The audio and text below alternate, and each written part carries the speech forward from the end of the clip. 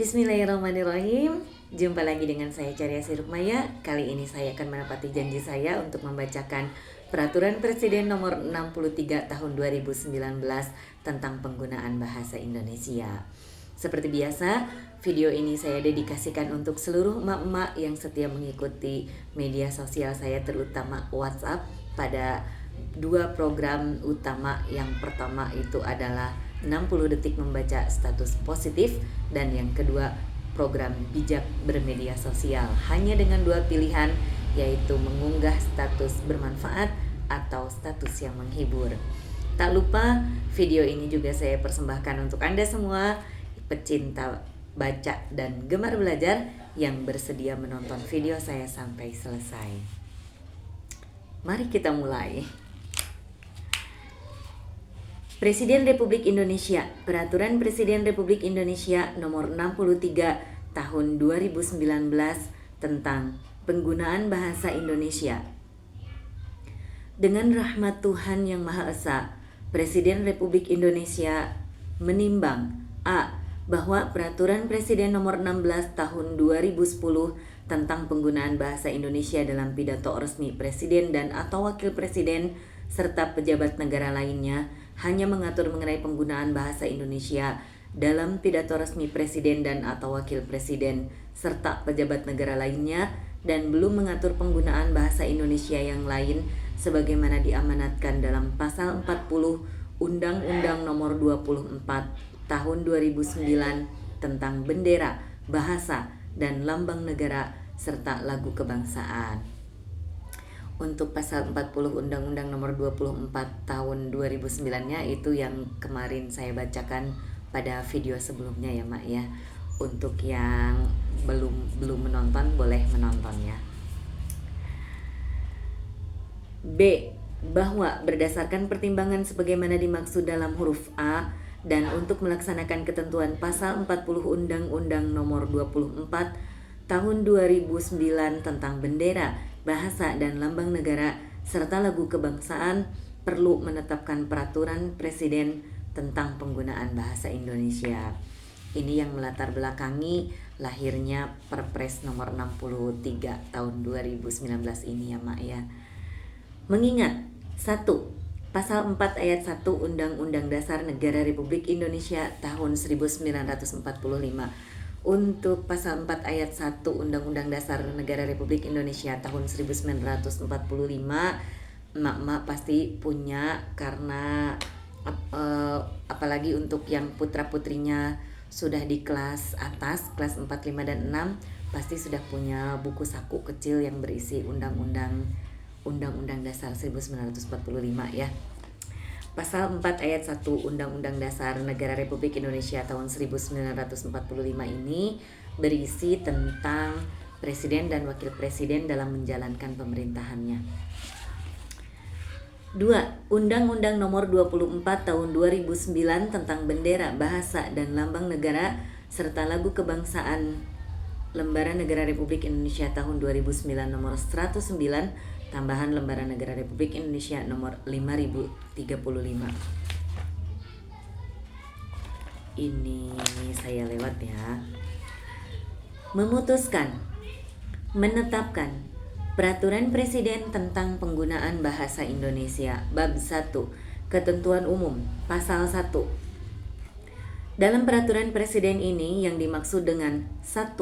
Bahasa Negara Kesatuan Republik Indonesia, yang selanjutnya disebut bahasa Indonesia, adalah bahasa resmi nasional yang digunakan di seluruh wilayah Negara Kesatuan Republik Indonesia. Jadi nanti kalau misalnya emak-emak mengatakan pelajaran apa sekarang? Pelajaran bahasa Indonesia, kita menyebutkannya dengan begitu ringan, pelajaran bahasa Indonesia, pelajaran bahasa Indonesia. Nah, mulai saat ini kita harus merasa lebih bangga lagi terhadap bahasa Indonesia, karena ketika kita mengatakan pelajaran bahasa Indonesia, maka bahasa Indonesia itu adalah bahasa Negara Kesatuan Republik Indonesia.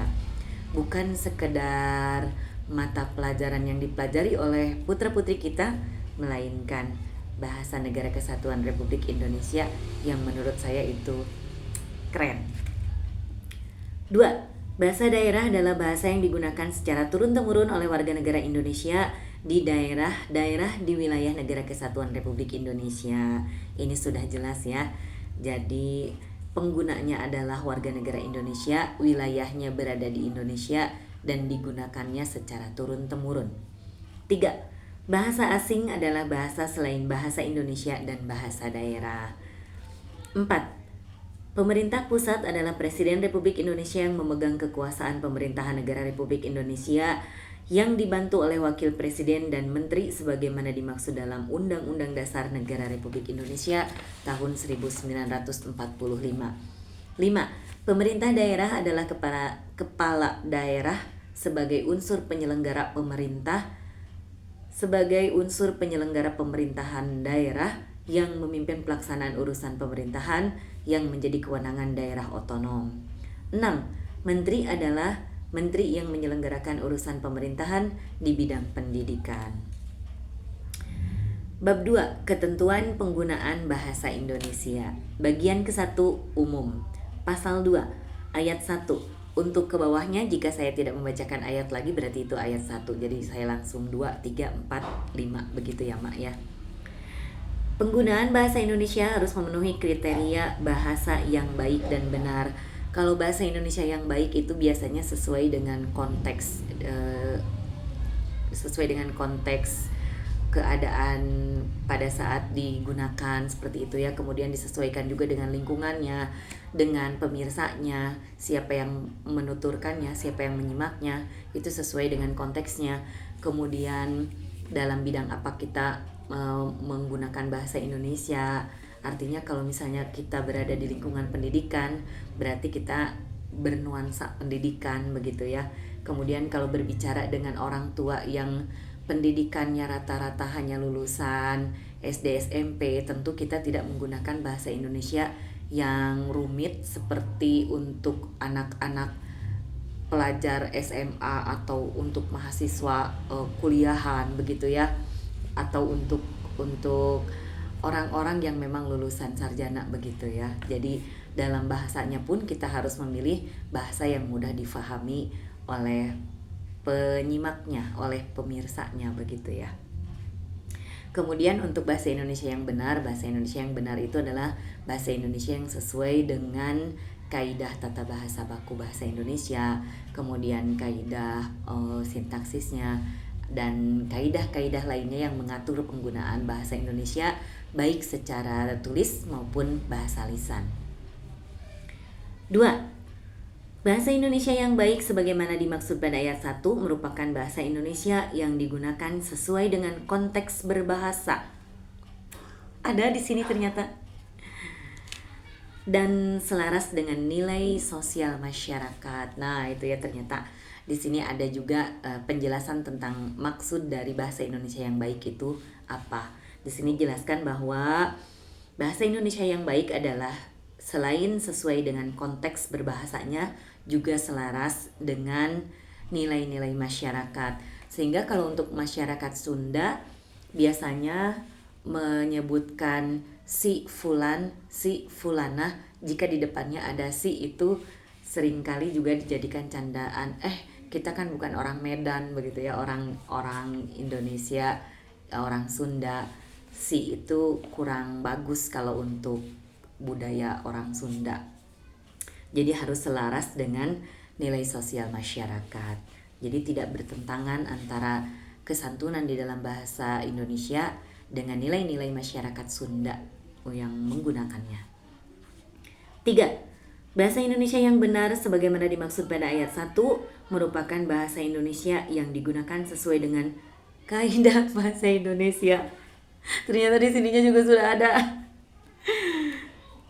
Untuk pengaturan kaidah bahasa Indonesia itu meliputi yang pertama itu tentu saja sesuai dengan Kamus Besar Bahasa Indonesia atau Kamus Umum Bahasa Indonesia KBBI atau KUBI.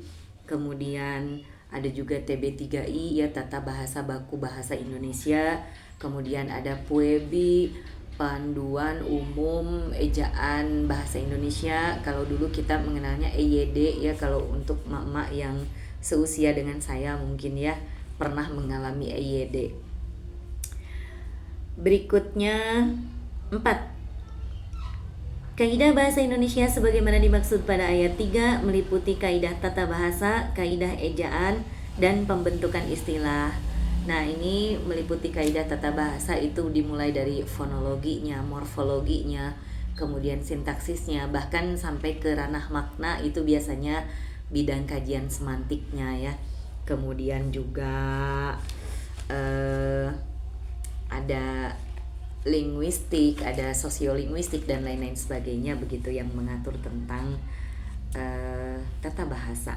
Kemudian ada kaidah ejaan yang disebut misalnya Februari, yang baku itu ejaannya Februari atau Februari, itu ada aturannya.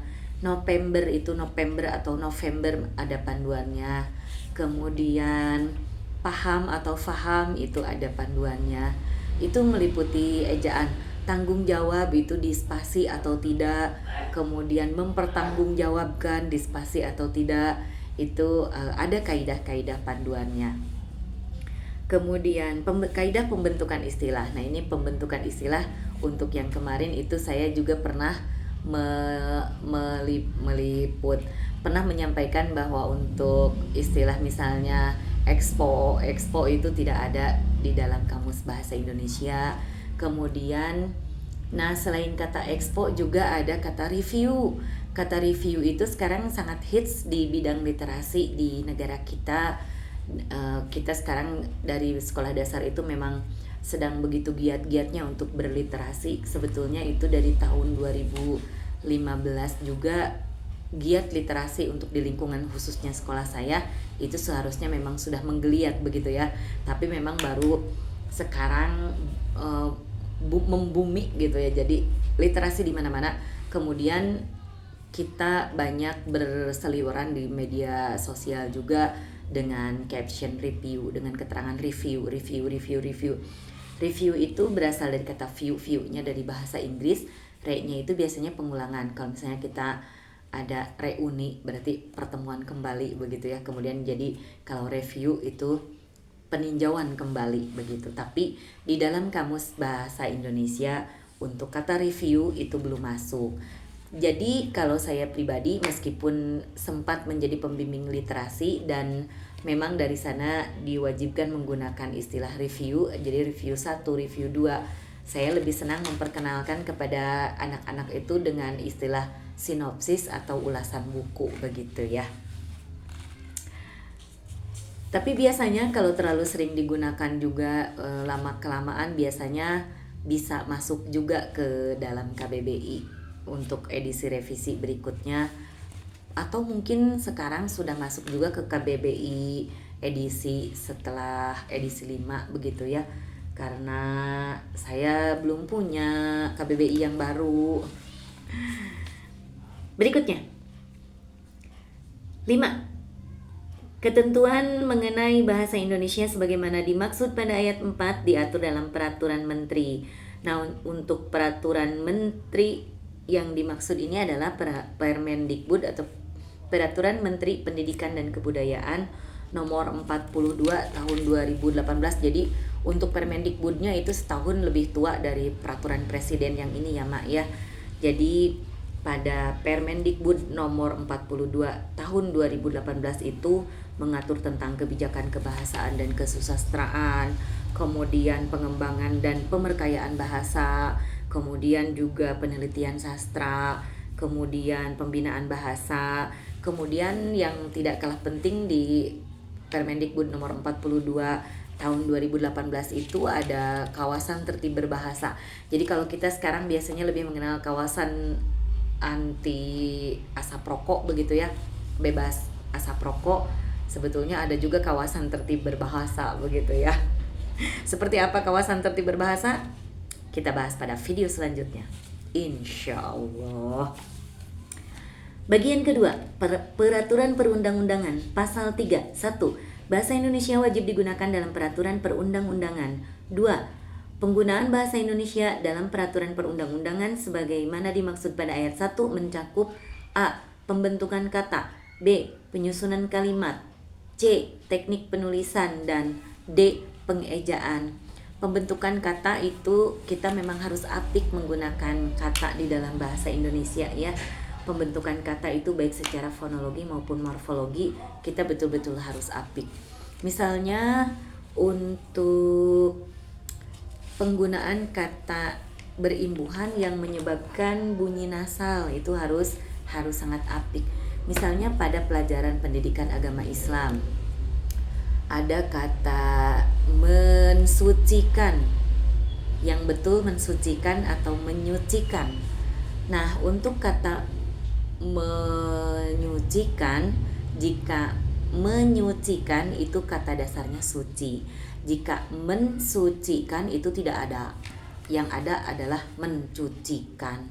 Kalau mencucikan betul, menyucikan betul, mensucikan itu tidak ada. Jadi yang sesuai dengan kaidah morfologi di dalam bahasa Indonesia, me tambah suci tambahkan itu menjadi me nasal suci kan. Bunyi me-nya mengalami perubahan bunyi menjadi menyi. Jadi menyucikan. Bunyi S-nya luluh, Jadi nanti untuk para guru pendidikan agama Islam, kalau misalnya menyampaikan syarat syah berwudu, tuh saya juga salah syarat syah. Yang baku itu tanpa y ya. Syarat sah, sahnya tanpa y. Kalau syaratnya betul menggunakan y. Syarat sah, syarat syah, syarat sah. Syarat sah wudu salah satunya adalah menggunakan air yang suci dan menyucikan. Jadi bukan menggunakan air yang suci dan mensucikan, tetapi air yang suci dan menyucikan. Saya berikan contoh yang lainnya untuk bunyi me nasal yang menghadapi huruf S, kata dasar yang diawali huruf S. Misalnya Cariasih sukai dia. Cariasih tidak mensukai dia, tapi Cariasih menyukai dia. Cariasih tambah Cariasih tambah surat untuk pacarnya, menyurati misalnya ya. Cariasih surat pacarnya. Cariasih menyurati pacarnya, tidak Cariasih mensurati, tetapi Cariasih menyurati pacarnya. Sirat, wajahnya mensiratkan kedukaan, tidak seperti itu, tetapi wajahnya menyiratkan kedukaan, senyumnya menyiratkan kedukaan. Jadi untuk ditambah sirat menjadi menyirat, menyurat, menyirat. Ada lagi yang lainnya banyak. Salah, menyalahi, kemudian sulap, menyulap, tidak mensulap tapi menyulap, begitu ya Mak ya. Untuk lalu yang nasalnya menjadi n kapan? Itu jika berhadapan dengan kata dasar berawalan dari C, misalnya mencuci, mencucikan. Ibu mencuci baju, ibu mencucikan baju ayah, itu mencucikan, itu betul bunyi nasalnya menjadi n. Me tambah cuci tambahkan menjadi me nasal cucikan, mencucikan. Begitu ya Mak ya. Dan sekali lagi itu pelajaran anak SD kelas 3. Jadi yang bilang nanti saya pandai berbahasa Indonesia, mohon itu dipertimbangkan lagi begitu ya. Penyusunan kalimat ini merupakan kaidah sintaksis. Itu kemarin juga sudah sempat saya singgung sedikit-sedikit pada video sebelumnya, bahwa kita memang harus tertib menggunakan kaidah SPOK, kaidah SPO couple, SPOPL dan seterusnya begitu ya. Kemudian ada kalimat aktifnya, ada kalimat pasifnya, kemudian juga nanti ada kalimat majemuk setara, kalimat majemuk bertingkat, kemudian ada kalimat efektif. Jadi bagaimana kita mau memahamkan kepada para anak-anak ya kan, kalau mak tidak mengajari sekolah ya, kepada para anak-anak untuk mengajarkan bahasa Indonesia yang baik dan benar, untuk mengenal kalimat efektif jika tidak mengenal kalimat yang sesuai dengan kaidah SPOK terlebih dahulu, begitu ya. Kemudian sebetulnya kalau untuk kalimat ini sebetulnya mudah ya, yang penting guru itu memfasilitasi perkembangan setiap tahapan kalimat, begitu ya. Misalnya ayah pulang, itu polanya subjek predikat. Kemudian adik menangis, itu juga sama. Kemudian kita kembangkan, ayah pulang dari kantor, adik menangis terisak-isak, ibu memasak di dapur, sibuk sekali. Ketika ayah pulang dari kantor, adik menangis terisak-isak lama sekali. Karena ibu memasak di dapur, sibuk dan repot sekali. Itu padahal awal kalimatnya hanya ayah pulang, adik menangis, ibu memasak. Tapi kita bisa membuat cerita sepanjang itu, begitu ya.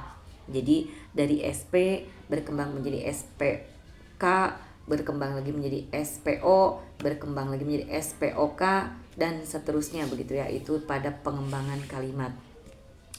Kemudian yang C-nya ini adalah teknik penulisan. Teknik penulisan itu kita boleh memilih dari umum ke khusus atau deduktif, kemudian dari khusus ke umum atau induktif, kemudian boleh juga campuran, yaitu dari umum dulu boleh, dari khusus dulu boleh. Di depan itu banyak untuk teknik penulisan.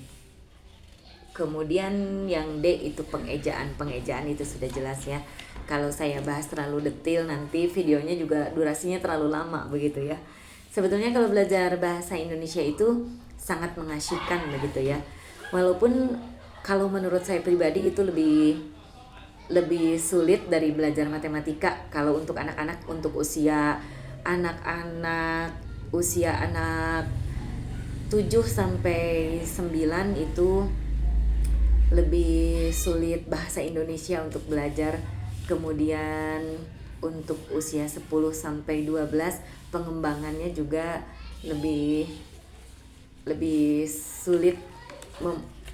Jadi anak-anak itu biasanya bukan sulit untuk bahasa Indonesia, itu kurang menyenangi, begitu ya, kurang mendalami. Jadi mari kita selangkah lebih dekat dengan bahasa Indonesia, karena mungkin kesulitan-kesulitan yang dihadapi oleh putra-putri kita itu bukan karena materinya yang sulit, tetapi karena putra-putri kita kurang dekat dengan karakteristik dari bahasa Indonesia itu sendiri. Dibandingkan belajar matematika, lebih sulit bahasa Indonesia. Sampai ada teman kuliah saya itu mereka menyesal gitu masuk bahasa Indonesia. Jadi begitu di semester kedua itu mereka bilang, saya kira bahasa Indonesia tidak serumit ini, begitu ya. Kalau tahu serumit ini, mending memilih matematika aja yang memang sudah betul-betul rumit, begitu ya. Ya jangan sampai seperti itu, jangan sampai putra-putri kita merasa bahasa Indonesia merupakan bahasa yang rumit ya, Mak ya. Termasuk emak-emaknya juga, tetaplah menjadi penggemar Carya Sihrukmaya. Oh tidak, tetaplah menjadi pecinta baca dan penggemar belajar siapapun sumbernya. Bagian ketiga, dokumen resmi negara.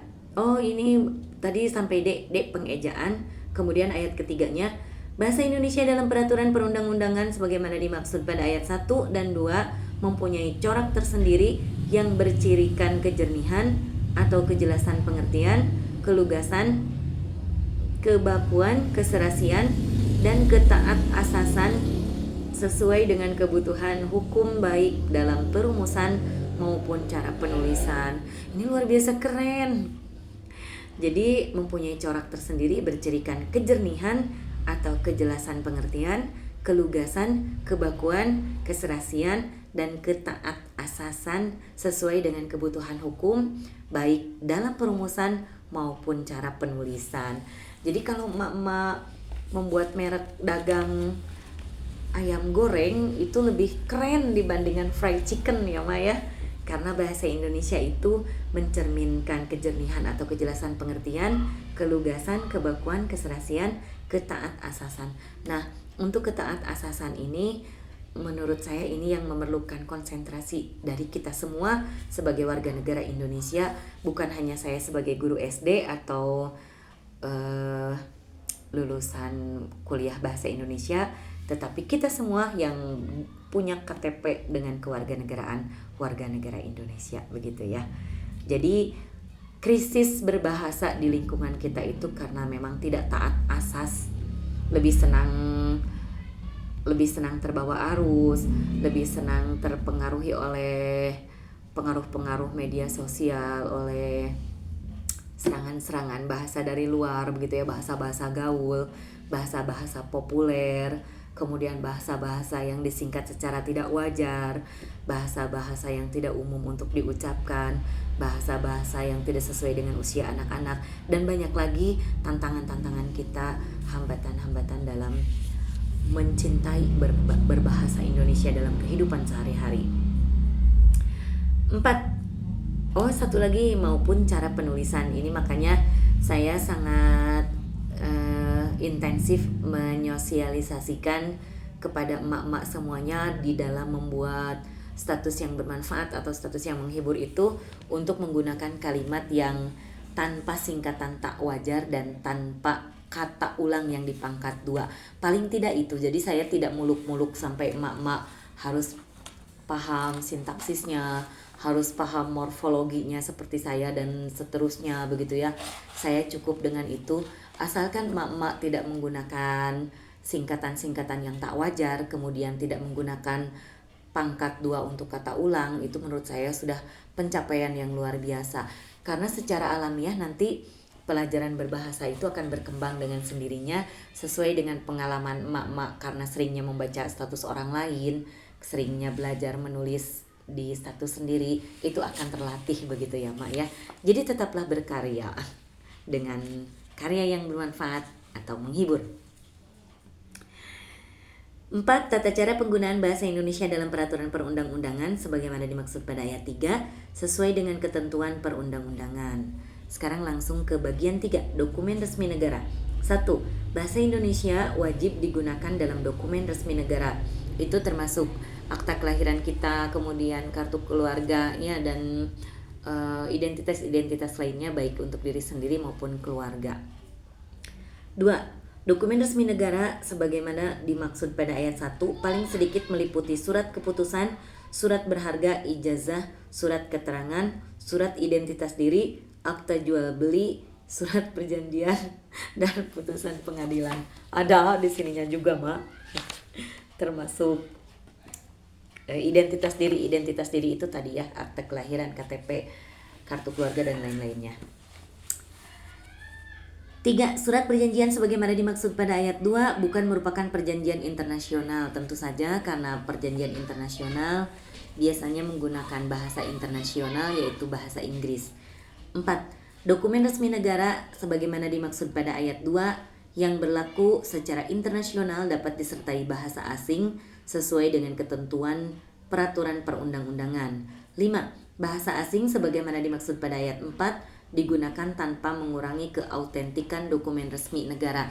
Jadi kalau kita perhatikan pada akte kelahiran kita atau putra-putri kita itu bahasa Indonesianya lebih dominan meskipun disertai dengan bahasa Inggris, tetapi bahasa Inggrisnya itu di bawah, kemudian kecil dan dicetak miring begitu ya. Itu memang sesuai dengan kaidah kepenulisan dalam kebahasaan. Untuk bahasa asing memang harus dicetak miring. Kemudian di sini juga ditegaskan bahwa tidak boleh tidak mengurangi keautentikan dokumen resmi negara, begitu. Kemudian yang keenamnya, dalam hal terjadi perbedaan penafsiran terhadap dokumen yang disertai bahasa asing sebagaimana dimaksud pada ayat 4, dokumen yang berbahasa Indonesia menjadi rujukan yang utama, begitu. Bagian keempat, pidato resmi presiden, wakil presiden, dan pejabat negara lain. Paragraf 1 umum ini, untuk yang ini saya lewat ya Mak ya, karena ini kalau Mak ingin mengunduhnya ini lebih tipis dari Undang-Undang Nomor 24 Tahun 2009, karena yang ini hanya 28 halaman. Sedangkan yang Undang-Undang Nomor 24 kemarin itu setebal 57 halaman. Jadi sekali lagi ini lebih tipis. Kalau mak mau mengunduh dalam bentuk PDF-nya itu boleh pisan atuh ya, pasti. Kalau mau mengopi punya saya juga boleh. Ketua dan Wakil Ketua Muda, ini saya lewat. Pidato, paragraf kedua.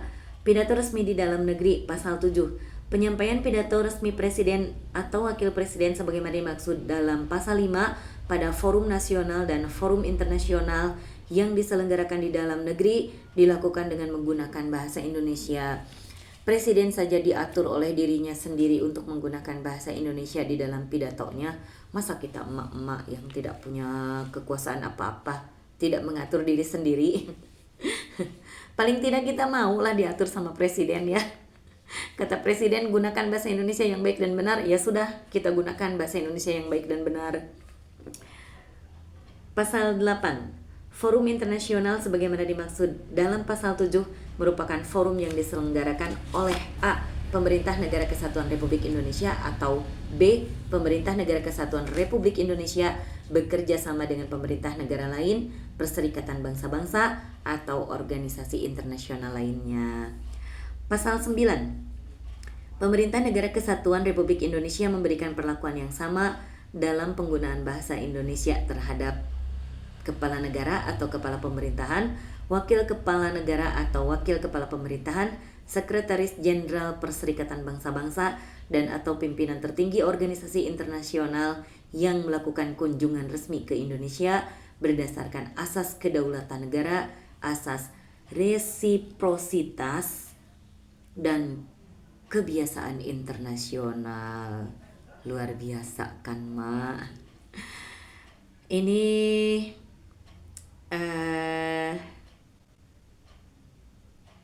pimpinan tertinggi organisasi internasional yang melakukan kunjungan resmi ke Indonesia berdasarkan asas kedaulatan negara, asas resiprositas. Nah, resiprositas saya sudah cari di KBBI saya, resiprositas juga itu tidak ada. Jadi di dalam KBBI itu adanya resiprok dengan resiprokal. Untuk resiprok itu nilai kebalikan, misalnya 3/7, kebalikannya adalah 7/3 begitu ya. Kemudian resiprokal itu saling berbalasan. Nah, mungkin untuk asas resiprositas ini mengacu kepada resiprokal yang artinya saling berbalasan begitu ya, Mak ya. Karena di sininya ada asas resiprositas dan kebiasaan internasional. Berarti di situ ada hubungan timbal balik antara negara kita dengan negara lain begitu ya. Pasal 10. Presiden dan Wakil Presiden menerima pidato resmi pejabat sebagaimana dimaksud dalam pasal 9 yang melakukan kunjungan resmi ke Indonesia sesuai dengan tata cara protokol penerimaan resmi pejabat negara yang ditetapkan pemerintah pusat. 2. Acara penerimaan pidato resmi pejabat sebagaimana dimaksud pada ayat 1 dilaksanakan pada waktu dan tempat pelaksanaan acara penerimaan resmi dalam jamuan kenegaraan. Emak-emak ini kalau saya membacakan intonasinya kurang tepat karena di sini memang tanda bacanya jauh-jauh begitu ya. Nafas saya tidak cukup. Saya ulang untuk ayat 2-nya. Acara penerimaan pidato resmi pejabat sebagaimana dimaksud pada ayat 1 dilaksanakan pada waktu dan tempat pelaksanaan acara penerimaan resmi dalam jamuan kenegaraan. Langkung enakeun. 3. Presiden dan atau wakil presiden membalas pidato resmi sebagaimana dimaksud pada ayat 2 dengan pidato resmi dalam bahasa Indonesia. Sekali lagi, presiden dan atau wakil presiden membalas pidato resmi sebagaimana dimaksud pada ayat 2 dengan pidato resmi dalam bahasa Indonesia. Itu suara yang jualan tahu bulatnya kedengaran. Saya ini pertama kali rekaman ini masih pukul 9 malam, jadi masih lumayan belum terlalu larut begitu ya. Biasanya sepi, tidak ada suara-suara karena biasanya saya rekamannya dini hari pukul 2 dini hari atau pukul 3 begitu ya. Ini kalau masih ada suara-suara berseliweran begitu termasuk tahu bulat tadi, itu karena ini masih belum tiba jam tidur. Tetangga juga ini masih pada sibuk. Pasal 11. Pidato presiden dan atau wakil presiden selain sebagaimana dimaksud dalam pasal 10 ayat 3 tidak termasuk pidato resmi presiden dan atau wakil presiden. 2.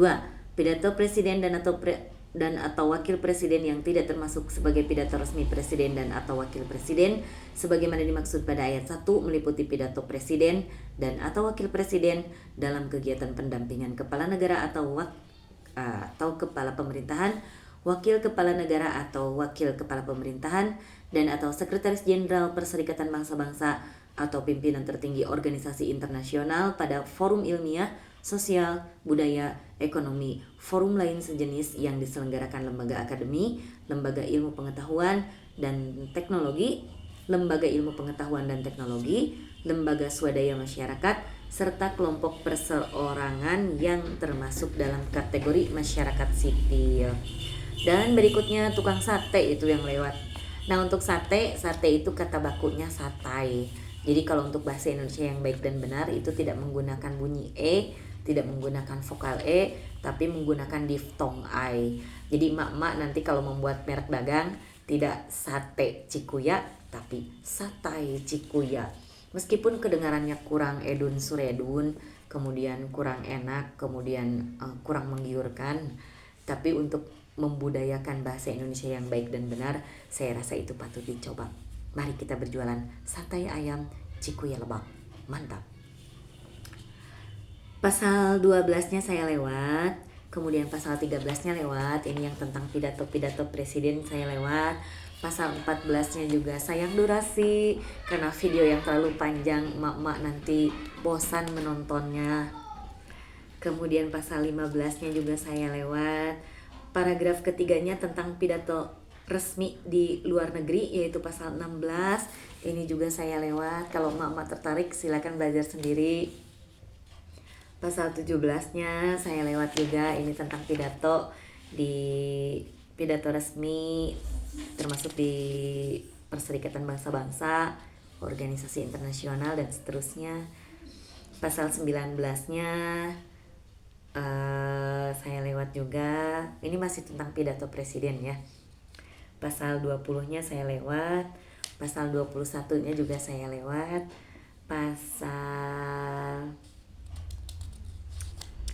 12 ayat ini pasal 12. Pasal 21 ayat keduanya, bahasa Indonesia sebagaimana dimaksud pada ayat 1 meliputi bahasa resmi Perserikatan Bangsa-Bangsa, bahasa tertentu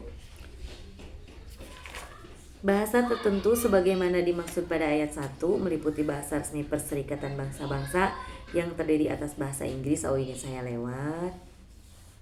Nah, ini ya, pasal 22.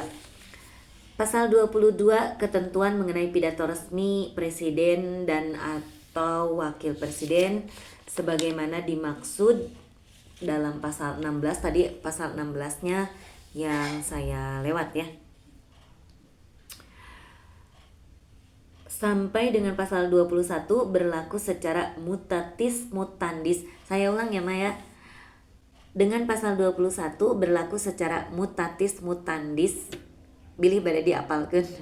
Secara mutatis mutandis terhadap pidato resmi pejabat negara lain yang sesuai dengan derajat jabatan dan atau tata cara protokol yang berlaku bagi pejabat yang bersangkutan. Untuk mutatis mutandisnya juga itu tidak ada di dalam KBBI. Yang ada di sana ada mutan, kemudian ada mutasi. Untuk saya cari-cari mutatis itu tidak ada, kemudian mutandisnya juga tidak ada. Tapi kalau untuk di KBBI online itu ada ya. Jadi untuk di KBBI online-nya mutatis mutandis itu kelas katanya merupakan adverbia. Jadi di dalam bahasa Indonesia itu ada kelas kata. Kelas kata itu meliputi nomina itu kata benda, kemudian verba itu kata kerja, ada adjektiva itu kata sifat, dan adverbia itu kata keterangan. Nah, untuk adverbia ini dengan adjektiva memang mirip-mirip dan biasanya agak susah untuk membedakannya begitu ya. Antara kata sifat dengan kata keterangan itu ada juga yang mengkelaskannya menjadi mengkelaskannya. Nah, mengkelaskannya juga keliru. Yang betul mengelaskannya. ada yang mengelaskannya menjadi satu kelas begitu ya, jadi sama-sama kata sifat begitu. Jadi jadi dari sumber KBBI online itu mutatis mutandis, kelas katanya kodenya kodenya ADV itu adverbia itu merupakan kata keterangan. Jadi mutatis mutandis kelasnya adverbia atau kata keterangan, dan makna sederhananya adalah dengan perubahan seperlunya begitu ya.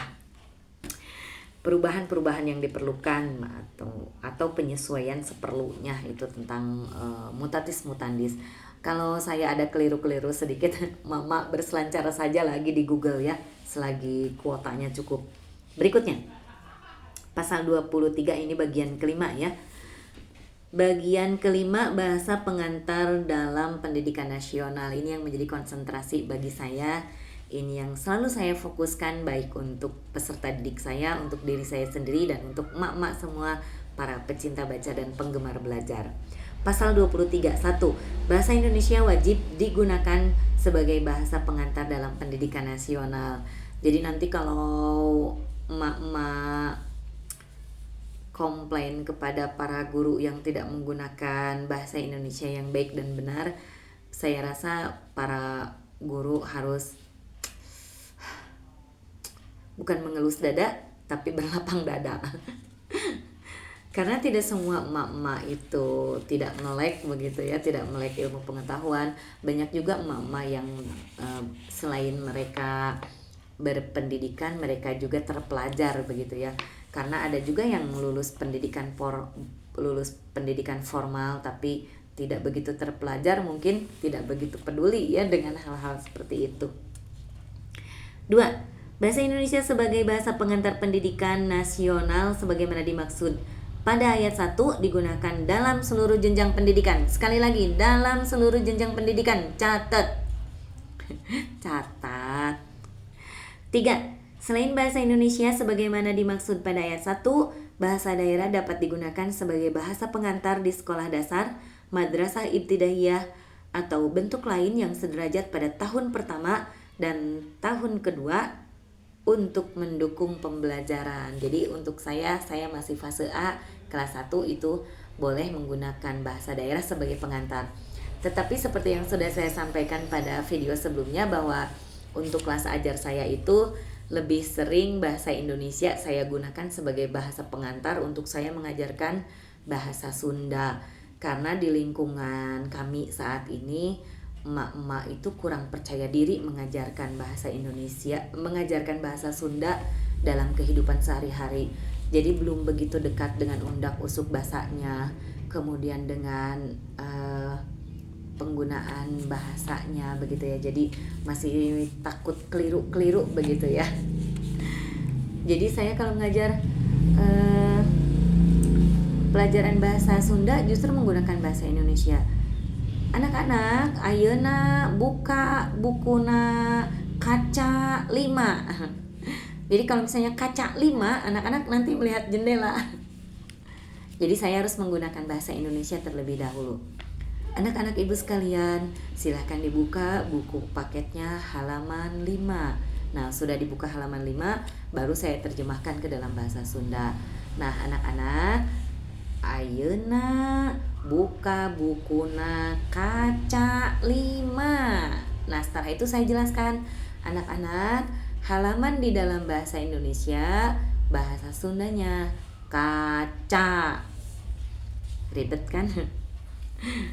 Ribet tapi saya keren. Semuanya, semua guru keren. 4. Selain bahasa Indonesia, sebagaimana dimaksud pada ayat 1, bahasa asing dapat digunakan sebagai bahasa pengantar untuk mendukung kemampuan berbahasa asing peserta didik. Salah satunya untuk kurikulum Merdeka itu memberlakukan kembali bahasa Inggris.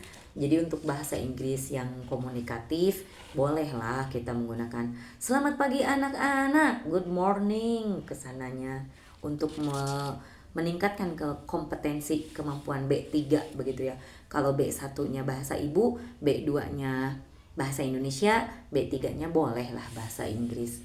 How are you today? I'm fine. How how I love you. I love you too. Pasal 24. 1.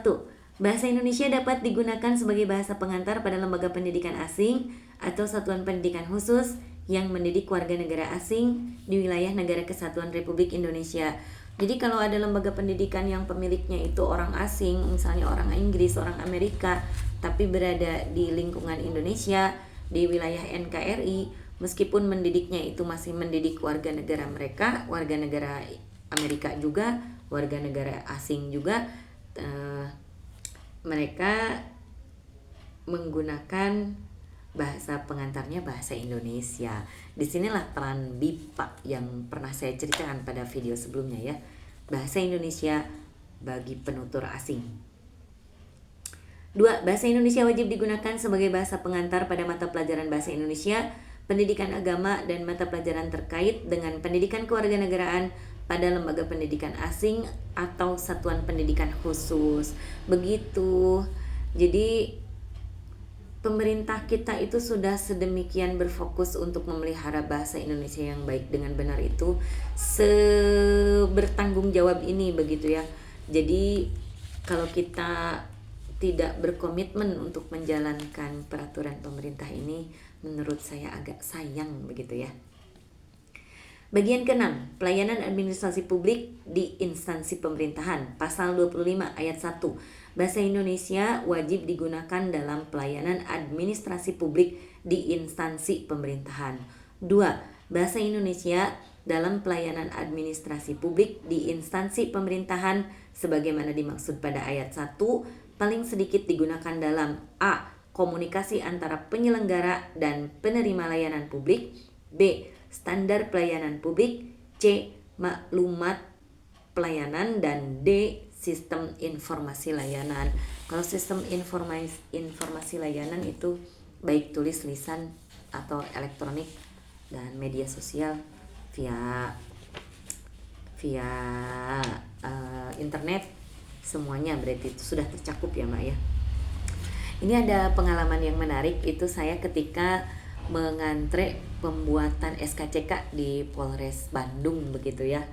Jadi ini pertama kalinya saya mengajukan pembuatan SKCK, dan di sana itu selain pelayanannya prima yang luar biasa, itu penggunaan bahasa Indonesianya sangat ramah, baik, sopan, juga bahasa Sundanya begitu ya. Sampai saya berpikir polisi kan citranya itu menangkap penjahat begitu ya.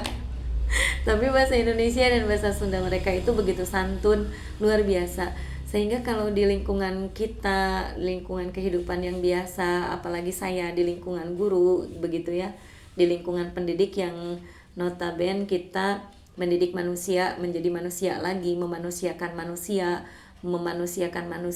mendidik anak-anak menjadi generasi bangsa begitu ya.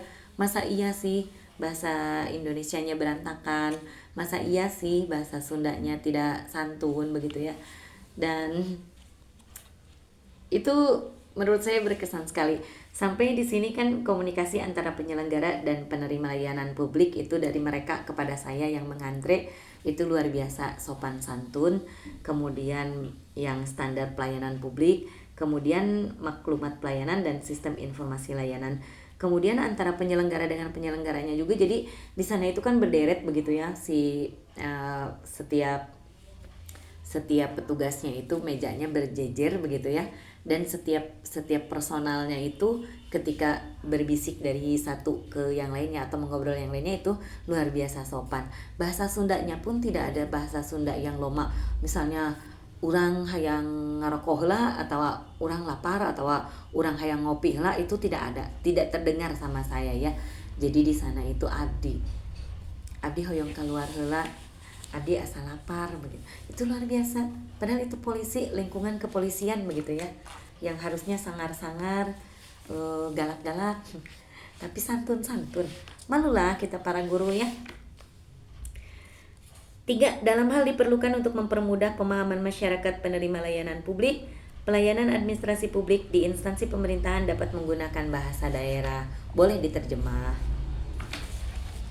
Yang silakan belok kanan diganti mangga kapalih dieu, boleh itu ya Mak ya. Dalam hal terjadi perbedaan penafsiran terhadap padanan atau terjemahan sebagaimana dimaksud pada ayat 3, penggunaan bahasa Indonesia menjadi rujukan utama. Ini sama dengan pasal sebelumnya. Pasal 26. Ini untuk bagian ketujuh, nota kesepahaman perjanjian saya lewat. Kemudian untuk forum juga ini saya lewat. Komunikasi. Nah, ini untuk bagian ke-9-nya, bahasa Indonesia wajib digunakan dalam komunikasi resmi di lingkungan kerja pemerintahan dan swasta, apalagi kita di lingkungan pendidikan. Hayo.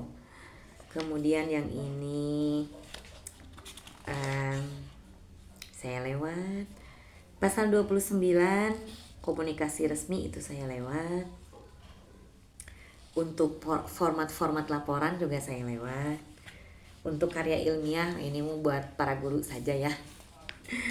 Untuk publikasi karya ilmiah, nama geografi, ini sama dengan kemarin pasal 24 juga ada begitu ya, untuk nama-nama tempat.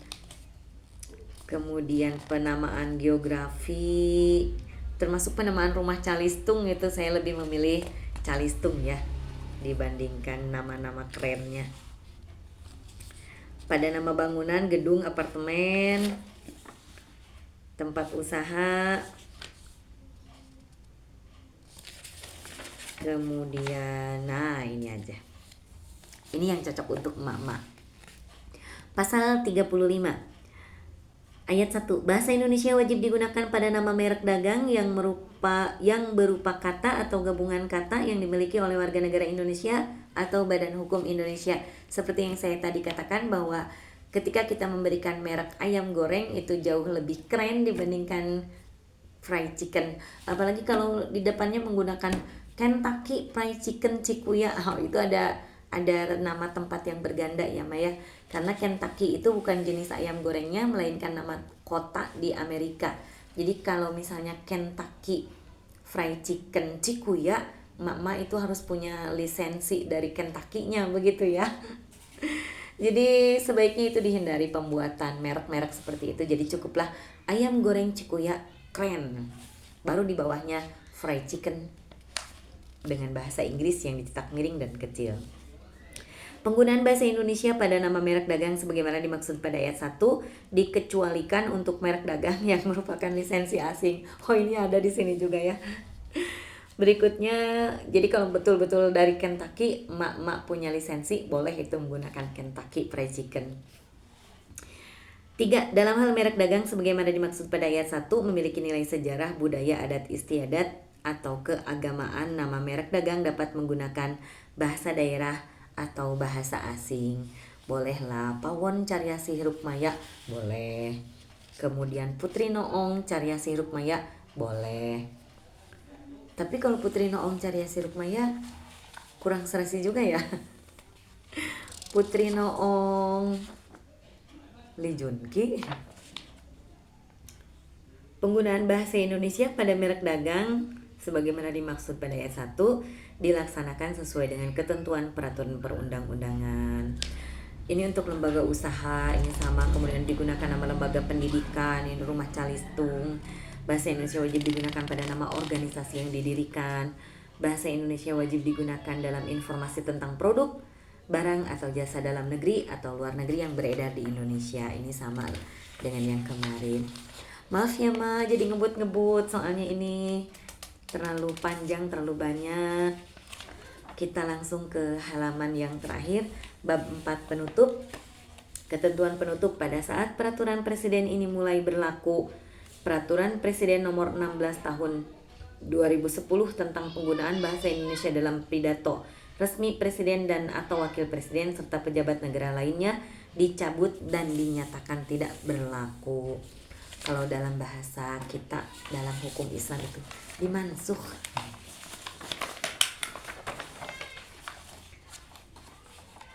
Presiden Republik Indonesia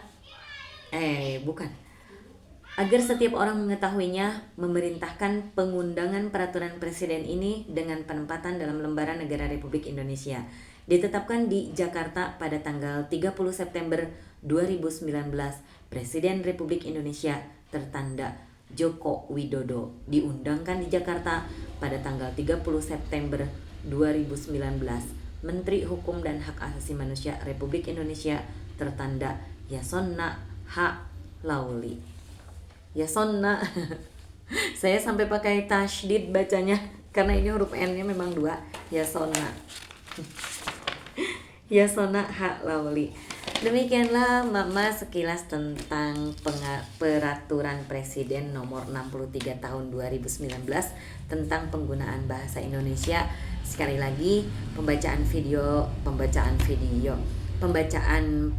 peraturan Presiden ini saya maksudkan agar emak-emak lebih dekat dengan bahasa Indonesia, lebih cinta dengan bahasa Indonesia, lebih bangga menggunakan bahasa Indonesia untuk berbagai macam kepentingan dalam kehidupan sehari-hari.